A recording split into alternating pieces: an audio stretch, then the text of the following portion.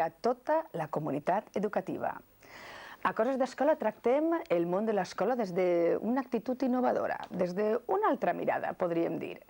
Ja saben que Coses d'Escola és la finestra on vostès podran conèixer de primera mà les coses relacionades amb l'escola.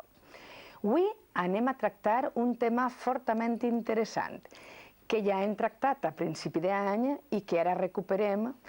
Segurament, jo crec que el tornarem a tractar, si no en aquest programa, en altres programes futurs, i ja vaig a descobrir-me. Ens referim a la Llei Orgànica d'Educació, la tan parlada LOE. Avui no tindrem cap reportatge, el programa versarà sols en una taula redona on participaran persones implicades tant en el món polític com en el món de l'educació, de forma molt directa. Finalitzarem el programa amb unes notícies del noticiari de Coses d'Escola, com no, relacionades en el món de l'educació. Bé, i entrem ja en matèria. Com saben vostès, la LOE és, sense dubte, una de les lleis de més transcendència i importància, podríem dir, en aquesta legislatura. Sabem que l'educació en qualsevol país del món és la pedra angular sobre la qual se sosté la societat i és una garantia de futur. Després de dues experiències en lleis educatives, la LOCSE dels socialistes, la LOCE dels populars, ara sembla que arriba per fi una llei amb un màxim de consens, quasi per unanimitat. Bueno, seguem positius. Sabem que l'eficàcia de la LOE dependrà de la capacitat que tinguen els actors de transcedir els interessos concrets per passar a tenir una mirada més enllà, posant èmfasis en l'educació pública de qualitat, en l'equitat i amb els recursos necessaris per a fer-ho realitat. Potser la LOE serà la llei que facilite la posada en marxa d'un pacte nacional per l'educació? A veurem. Des que la LOE es presenta fins que s'aprova, han passat moltes coses. L'aprovació inicial han tingut 3 punts molt polèmics, que ja vam parlar en l'edició del Coses d'Escola sobre la LOE d'abans. Eren la concertació de l'escola privada, el sistema d'admissió d'alumnes, el paper de la religió catòlica. Sembla que aquests temes han sigut, no sé si consensuats o mitjanament treballats, i gràcies a això s'ha aprovat la llei al Senat. Per a parlar-nos ara, en l'actualitat, de com tinguem la LOE, tinguem a uns convidats molt especials. Però abans de presentar-los i entrar en matèria, anem a donar pas a la publicitat i de seguida entrarem en la LOE. Fins ara.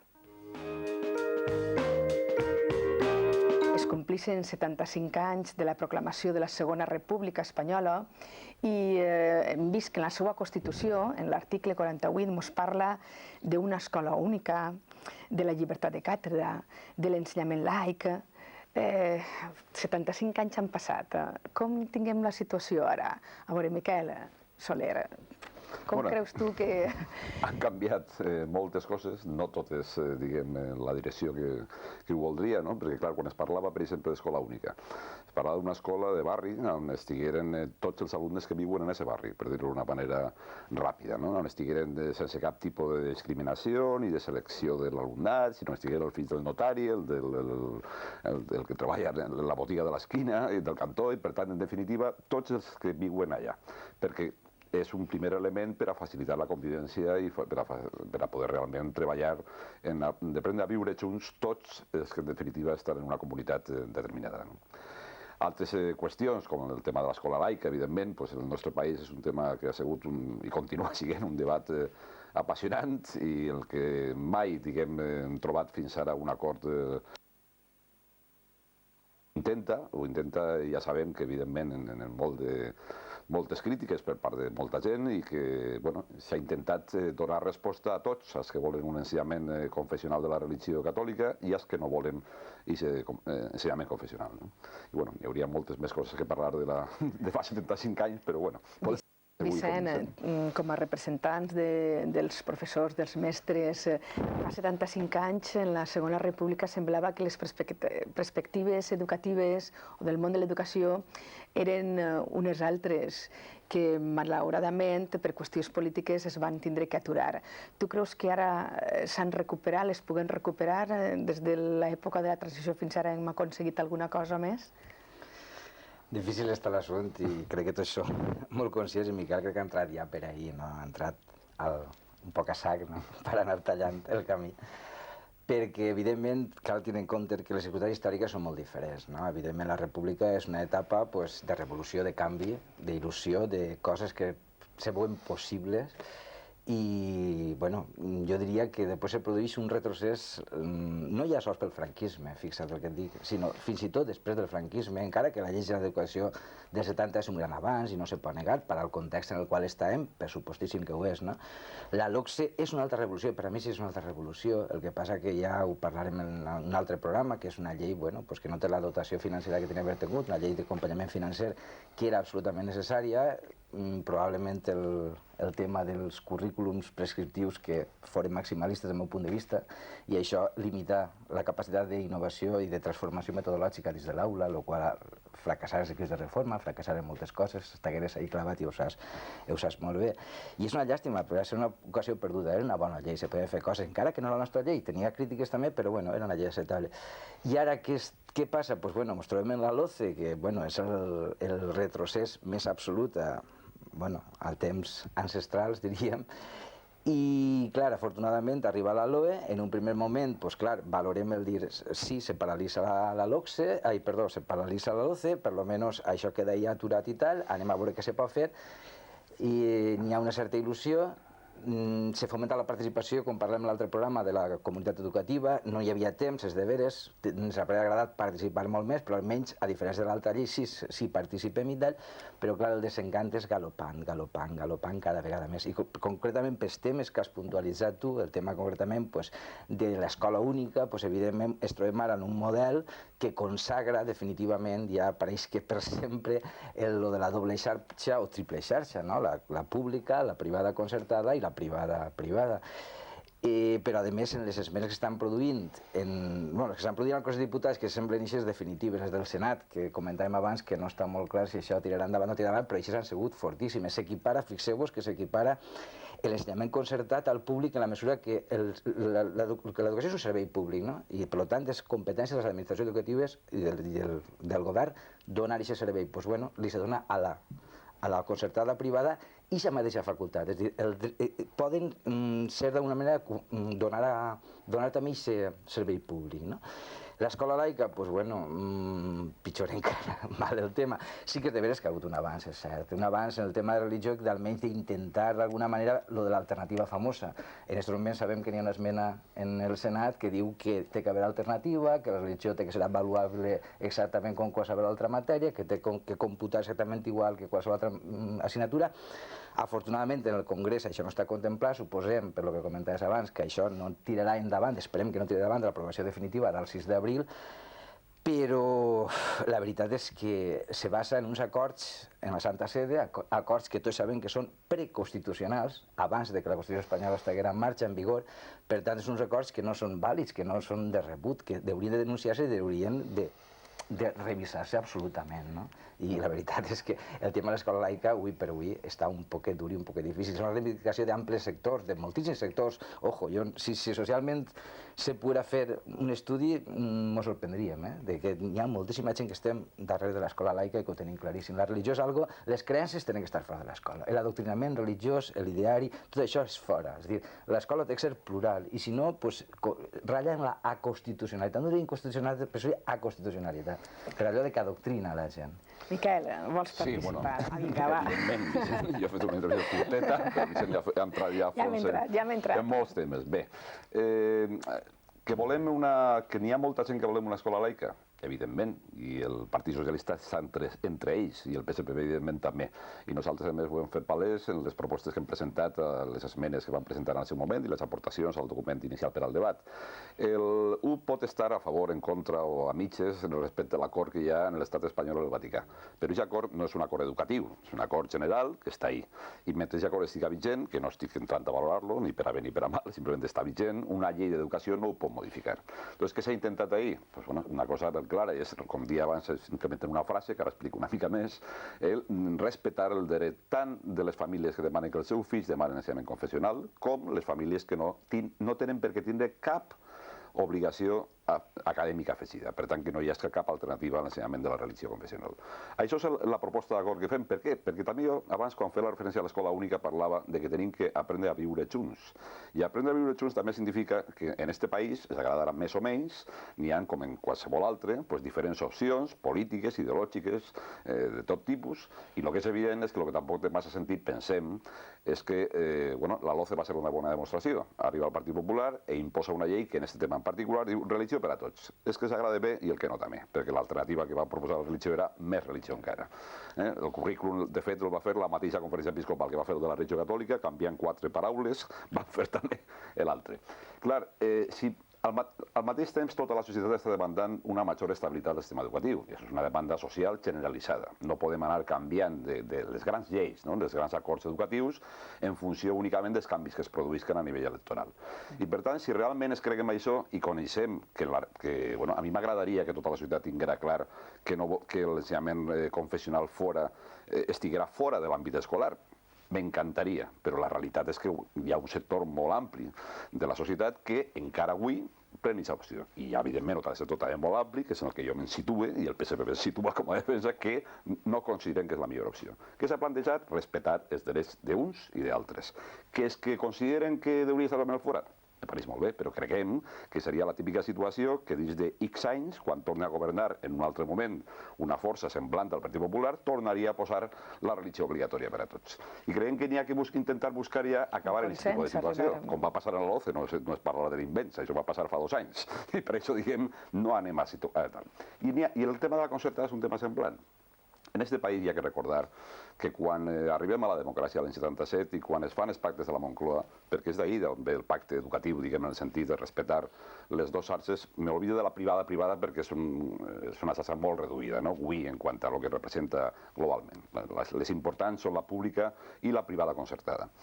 Doncs el pacte, en aquell moment no hi havia una xarxa pública que pogués respondre, diguem, el que era la demanda escolar. Jo recordo que quan jo estudiava a l'institut, en València hi havia 2 instituts, el Luis Vives el masculino i el Sant Vicent Ferrer el femenino. 2 per a una ciutat com València. Tota la resta de centres eren centres religiosos, la immensa majoria, i després què va passar? Pues que es van concertar en aquell moment en la LODE en l'any 85, estem parlant de fa 21 anys. Això s'ha anat consolidant i avui hi ha una realitat social, hi ha un sector important de la societat que vol portar els seus fills a aquests centres concertats. I un altre sector que clarament apostem per l'escola pública. A partir d'ahir què fem? Doncs he intentat el mateix que deia abans, buscar un equilibri, de dir, bueno, anem a garantir que realment tots els centres que paguem entre tots, que per tant són la pública i la concertada, tinguen els mateixos drets i les mateixes obligacions. I per això el gran tema de debat en el sector del Partit Popular, en determinats sectors de la Conferència Episcopal i en aquest sector ha sigut precisament aquest discurs que han fet de que la LOE impedia la llibertat d'elecció del centre per part de les famílies. Radicalment fals. La LOE el que intenta impedir és que siguin els centres els que seleccionen les famílies. I això és l'acord que hem plantejat. Els centres que estiguen d'acord en respectar aquest acord, en què realment no seleccionen l'alumnat, que tinguin una gestió transparent i controlada socialment, que no cobren a les famílies per altres vies. I això sempre nosaltres estem per recolzar la seva situació i inclús en alguns casos millorar la seva financiació si realment no tenen suficient com per a poder atendre en condicions a la població. I és que no estiguen d'acord que se les suprimisca el concert. I això és clarament la posició que ha adoptat el PSPB en aquest tema. I el que tenim que fer ara és desenvolupar la llei per a que realment aquestes comissions de garanties d'escolarització i les comissions de control de que la pública i la privada facin les coses com les tenen que fer es puguen realment comprovar si s'estan o no fent aquestes coses. Bé, per als nostres oients, ara la llei s'ha aprovat al Senat. Sí. En unes esmenes? I després... Torna al Congrés. A veure, i quines esmenes n'hi ha? Pot canviar o quan arriba al Congrés està clar? Explica'm-nos un poc, la gent que no sap de carrer, que no sap de llei ni sap de què va, com està? Ara en aquests moments com estem? Perquè heu comentat que n'hi ha unes quantes esmenes que estan treballant-se Què vol dir això? En el Senat, el Partit Popular ha introduït una sèrie d'esmenes en l'abstenció d'algun altre grup parlamentari, inclús en el suport en algun cas d'un grup parlamentari i tal, per a intentar modificar qüestions com les que estem comentant ara. Que hi hagi alternativa obligatòria a la religió, que estigui encara més suau, diguem, el sistema de concerts, en el sentit que no es pugui realment controlar el funcionament dels centres concertats a aquest nivell, i la posició del Partit Socialista hi és molt evident. O sigui, no anem a acceptar aquest tipus de qüestions. Quan torni la llei al Congrés, tornarem a reeditar, diguem, la posició inicial, perquè creiem que són qüestions importants, que s'han pactat ja, inclús hi ha molta gent, com va fa un moment feia Vicent, que critica que hem seguit massa, i evidentment no estem disposats a seguir més perquè creiem que ja està suficientment equilibrada la proposta com per a no acceptar més esmenes del Partit Popular en aquest cas. S'aprovarà en maig? Per tant, s'aprovarà, es publicarà després al butlletí oficial de l'Estat i després entrem en la fase que nosaltres pensem que és tan important o més que la llei. La llei és un marc general, però després cada comunitat autònoma té que desenvolupar aquesta llei. Al proper curs se suposa que ja totes les comunitats autònomes tenen que dur-la a terme. Posar-se a treballar, fer molts decrets. Abans de dur-la a terme tindran que fer-se molts decrets, qüestions internes per adequar-la o posar-la en pràctica, no?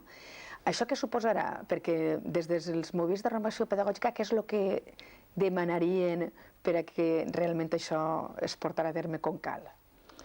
Bé, a veure, jo és que m'he quedat en ganes, perdona, que tinc que tancar un poquet el que ha dit Miquel. Tanca. Sí, seré molt breu, intentaré ser molt breu. No, respecte al tema de l'escola laica, el tema de la religió, doncs, home, jo insistís una vegada més, i no és tan descabellat, si mirem el model europeu, no és tan difícil. O sigui, volem ser Europa, siguem amb totes les conseqüències. I si en Europa els models predominants són ixos, els adoctrinaments religiosos estan fora de l'escola, perquè no és un ensenyament científic, llevem-los de l'escola. No és tan complicat. Jo entenc que tenim que jugar el paper que vos toca jugar, d'equilibri, de moderador, ni així ni allà. Vale, molt bé, jo el respecte, però no el compartisc.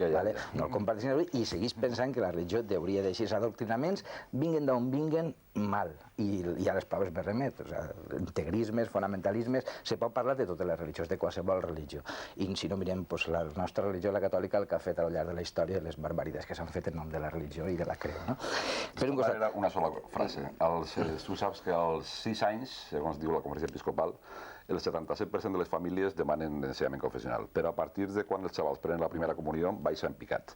Per tant, al final el pacte és que de 6 a 8 anys que dona igual, donen religió. En fi, era una broma. Sí, que sí que va canviar del país, en el sentit que sí que es va produint aquest tipus de canvi sociològic. Ahir al Consell d'Escola Valencià, concretament, estàvem analitzant dades del tema de la religió i, efectivament, en secundària el número baixava escandalosament, baixava un 44%. I en batxillerat el 14%. En els religiosos concertats, I em vaig quedar uns quadres, però bé, és intràpid. El segon tema, el tema de la concertació, home, la LUDE no oblidem que és el PSOE que la fa en el seu moment i que la prova, que és de veres que el context era el que era i que probablement no hi havia altra solució, no hi havia capacitat econòmica per a, de repent crear tantíssims centres, està clar, era una necessitat, i això se pot acceptar, però fixa't, l'evolució quina és.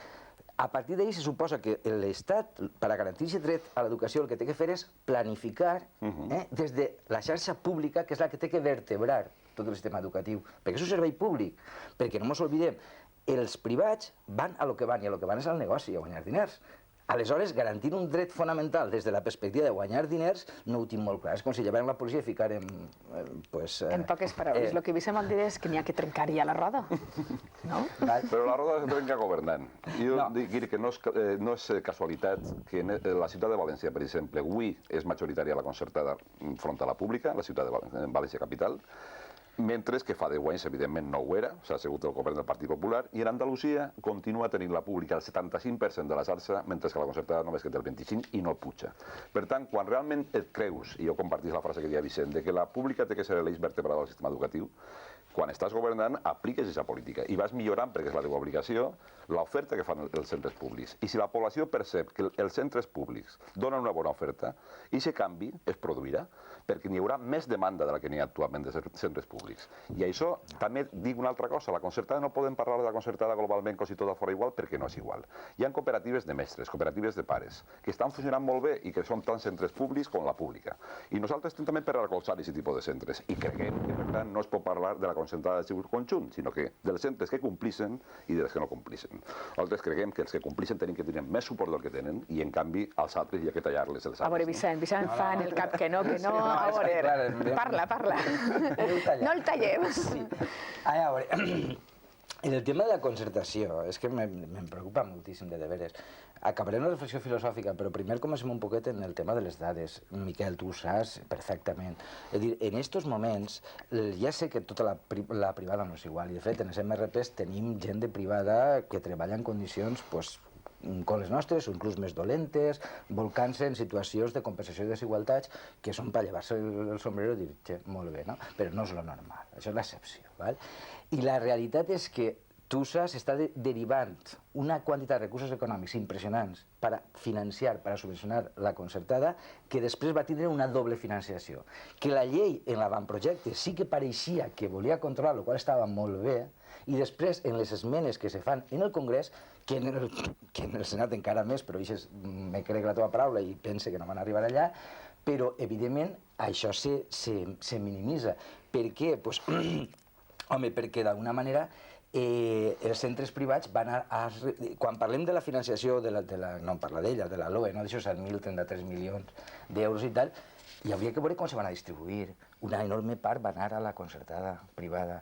I això va en detriment d'un altre tipus de segment, que és el privat, que és el que atén, a sectors més desafavorits i, per tant, necessita més recursos. I és una qüestió purament de compensació de desigualtats i de justícia social distributiva. I això hi ha que creure-se, hi ha que tindre clar. Jo no ho crec. Sí, m'ho crec no dic a nivell personal, m'ho crec en el sentit de com a representant del PSPB, i no estic parlant a títol personal així, no? I per això he posat l'exemple d'Andalusia i de Castella-La Manxa i d'Extremadura. No és casualitat. Quan realment un govern es creu que n'hi ha que millorar la situació... O sigui, la situació actual jo crec que no es canvia únicament de la normativa. La normativa té que garantir un marc determinat. Però després, si la societat en general no veu que el centre públic que té al costat és millor que l'altre concertat, no anirà. I per tant, el que realment me crec és que els que creguem que l'escola pública té que garantir això, el que hi ha que millorar és tot el que no funciona bé. Millorant el seu equipament, millorar les infraestructures, millorant la formació del professorat, millorant un munt de condicions. Quan això ho aconseguim, realment és el públic, per així dir-lo, el que demana l'escola pública. I per tant no és un canvi de normativa, sinó realment invertir més i millor en l'escola pública. I en això segur que estem d'acord. Sí, en això estem absolutament d'acord, però n'hi ha un però, i tu saps que n'hi ha un però, i el però és molt senzill. El tema de l'admissió de l'alumnat. Mentre l'escola concertada privada selecciona el seu alumnat, i a les dades me referís que no les he dut i ens ha malat no haver-les dut. No te les dic jo. Doncs me les dius. El tema d'alumnat immigrant que atén... 80% en la pública. Que no és la proporció que n'hi ha entre pública i privada en absolut. El qual vol dir que la pública, perquè a mi m'agradaria veure també l'extracció socioeconòmica de l'alumnat, que per això és més difícil, les dades són difícils d'entendre, per desgràcia. Ojalà les tinguérem. No, però també està clar. És el mateix, que la pública té les situacions més difícils, més dures, i normalment en menys recursos. Per què? Perquè la privada té la doble financiació, no ens equivoquem. I ara resulta que la LOE, que pareixia que anava a limitar això i a fer que de veres la concertada fora gratuïta, és a dir, qualsevol pare o mare poguera portar la seva filla allí sense pagar ni un simple euro, això sembla ser que se'n va a pique. I se'n va a pique perquè... Sí, perdona, no me facis buscar l'article, que jo el busque, eh? Ara el buscaré i te diré l'article. I te diré que, efectivament, se prohibís cobrar per els ensenyaments obligatoris tal i qual, però se permet les activitats complementàries cobrar-les, lo qual... o aportacions de fundacions, el qual tu ja saps el que significa, i el que significa està claríssim. És a dir, que els pares i mares pagaran aquestes complementàries, el que no ho fa quedarà discriminat i quedarà com el no sé què, el lletxet, que no pot, que no tal, i per tant quedarà segregat i acabarà anant-se'n d'aquest centre, però no podrà estar. I la reflexió filosòfica ja acaba molt senzilla. Hi ha una màxima bíblica, i no s'ho creient, que diu que quien sembra viento recoge tempestades. I a mi fa molta por el camí que estem aportant ara, perquè fixa't, estem polaritzant. Este és el model anglosaxó, el país que volíem anar a ell. Dir, una xarxa de centres privats concertats que seleccionen l'alumnat, classes mitjanes, no sé què i tal, que el meu xiquet no se mescleen, el gueto, fija que utilitza gueto, i l'escola pública per a tot l'altre. Ahí està, el calaix desastre, el que quede. I passe el que passi, sálvese quien pueda. Ve la imatge de les pel·lícules americanes, en policies, en seguretat dels instituts, que no se pot educar, que no se pot fer res, i després ens trobem el carrer ple de gent desarraigada, delinqüent, amb problemes d'absolutament tot tipus. I a mi això em fa pànic. I a mi també, i per això, davant d'aquesta realitat social que està ahí, la LOE suposa un avanç respecte a la LOCSE i respecte a les lleis anteriors en el sentit que és la primera vegada que es parla de crear comissions de garanties d'escolarització per a evitar precisament que els centres concertats, que és una realitat, com tu molt bé has dit, seleccionen el seu alumnat. I per això no únicament és que ho diu la llei, sinó que nosaltres, i ja faig un anunci així ara, com a PSPB anem a presentar una proposició de llei a les Corts Valencianes per a garantir que el desenvolupament d'aquesta llei, en aquest punt que estem comentant ara, perquè estem ara precisament en el procés d'admissió que va començar estos dies, es puga garantir de veritat que cap centre pugui seleccionar el seu alumnat. Ara, hi ha que anar més enllà, La política de vivenda també influeix en això. Quan tu tens un barri determinat, que tot el barri està ja adreçat a aquestes capes socials més afavorides, complica molt més la història, perquè tu saps molt bé que en aquest cas un centre, me dona igual que sigui de primària que de secundària, en aquest barri, ja d'entrada té un públic determinat. I per això hi ha que incidir en molts àmbits, en la política de vivenda, en la política educativa, perquè és que creguem realment que no hi ha que crear aquests, tenim que lluitar en aquesta direcció. I la LOE dona un pas endavant, insuficient per a alguns, equilibrat per a nosaltres, perquè hem considerat que no podíem arribar més enllà. Bueno, però el cas és que dona un pas que no existia davant de la realitat social que estava produint aquesta selecció de l'alumnat. Però és que, a més, aquesta selecció també deixarà de produir-se quan un sector de les classes mitges, avui en aquest país, veig que el centre públic que té enfront de casa li dona millor servei que el centre concertat. I ja no voldran anar al centre concertat, com passa avui en moltes capitals, no parlo ja de zona rural, de comunitats autònomes que estan governades pel Partit Socialista. Per què? Perquè han millorat l'oferta d'aquest centre. I per això les classes mitges volen anar al centre públic. I ja es peguen per entrar al centre públic, en lloc de per entrar al centre concertat. I creiem que és la política i l'aposta de futur clara. Evitar la selecció i al mateix temps millorar l'oferta de la pública perquè la societat vulgui anar a la pública. Ara, també, una cosa més. Jo crec que tots els problemes d'aquest país no estan en la pública i a la privada. I si parlem únicament d'això, no parlem d'altres temes. Parlem de més coses. Una cosa, i ja tanque, ho promet que tanque. A veure, d'acord amb el teu discurs, però, una altra esmena al Congrés preocupantíssima, el tema del control de l'escolarització, les comissions de control de l'escolarització. En centres privats concertats, en l'esmena que s'aprova en el Congrés, saps que diu que si no n'hi ha excés de demanda no cal crear aquestes comissions. I aquesta esmena s'accepta i s'incorpora. Què vol dir? Vol dir menys control per part de l'administració pública d'aquestes situacions. Com en el Senat, perdona, Miquel, una sola zona d'esta comunitat que no tingui accés de demanda. Per tant, en totes es crearan comissions d'escolarització, perquè en totes hi ha algun centre que té accés de demanda. Se podran crear, no que se crean obligatòriament. Per això nosaltres hem presentat una proposició de llei per a crear-les. I el Partit Popular tindrà que explicar si està o no d'acord en què es creen. Però, clar, com en tot, hi haurà que assumir que estem en un model d'estat on les autonomies regulen i marquen la legislació. I, per tant, per això la llei dona el marc per a fer-lo. I nosaltres anem a exigir que es faça. I per això anem a presentar aquesta proposició de llei immediatament a les Corts Valencianes perquè regulen això. Igual, perquè a veces s'està arribant al punt que en el Senat s'ha aprovat una esmena que tu saps que retira el representant de l'administració en els consells escolars dels centres privats concertats. Ja seria el... Espera que no arribi, però seria el colmo del colmo. L'únic element garantit extern que pot donar un poc de transparència i això fora, ja el colmo del colmo. Bueno, bé, perdona. No, tots són referents en el tema. És un debat apassionant. Però, bueno, més temes. Eixa llei s'aprova i arriba a les comunitats autònomes. Com a professorat, velem per a que es complisca, els polítics tenen que... Què passa? Què passa quan el color polític no és el mateix, com en la nostra situació? Arribaran aquesta financiació, n'hi ha molts diners. Sembla que la financiació que té la LOE vol recuperar 10 anys perduts. Però com arriba això realment? Com arribarà a les bases? Jo crec que hi ha una bona notícia inicial, que són aquests 7.000 milions d'euros que s'han aprovat en els propers 5 anys. I hi ha una altra que és més important que això encara. Un article de la llei que es va introduir en el debat en el Congrés, on figura el compromís del govern central i dels governs autonòmics de pujar en els propers 10 anys la inversió en educació fins a alcançar la mitjana de la Unió Europea respecte a la inversió del PIB. I això és un tema important de futur per a poder exigir, evidentment, a tots, al govern central i a les comunitats autònomes que complisquen en aquesta tasca de financiació. La LOCSE, com ja he vist al principi, va tindre aquest gran error. I ho han reconegut com a errors. En un moment determinat va tindre una llei de finançament que garantia aquesta aplicació. La LOE sí que la té. S'ha pujat de 6.000 milions inicials a 100.000. Que seria millor de 1.000? Segur que sí. Per això tenim clar tots sempre que si tenim més, millor. Però l'Estat ja ha fet un primer gest, que és posar en els pressupostos generals de l'Estat de l'any 2006, el Partit Socialista presenta ja uns pressupostos on incorporen la part del primer any, encara que la llei no estava aprovada. En canvi, els pressupostos de la Generalitat no estan en els de l'any 2006, però l'any que ve tindran obligació de posar-los, perquè la llei obliga a tots. Per tant, això sí que és un tema que no podran, diguem, escapar-se ningú. Totes les comunitats, governe qui governe, tindran que posar la part corresponent d'aplicació, la part econòmica de la llei. Ara, tu digues una altra qüestió, evidentment, i és què passa en els altres temes. Ahir tenim que assumir que qualsevol llei, educació, però també en sanitat o qualsevol altre àmbit, l'Estat marca, diguem, uns paràmetres generals. I després, evidentment, dependeix de qui governa en cada lloc, en el sentit de qui prioritza tal. Jo comento moltes vegades, perquè és molt significatiu, que fa uns mesos el president de la Generalitat va anunciar que anava a invertir 20 milions d'euros, 20 milions, 3.300 milions de les antigues pessetes, per a que els alumnes aprengueren a navegar en vela.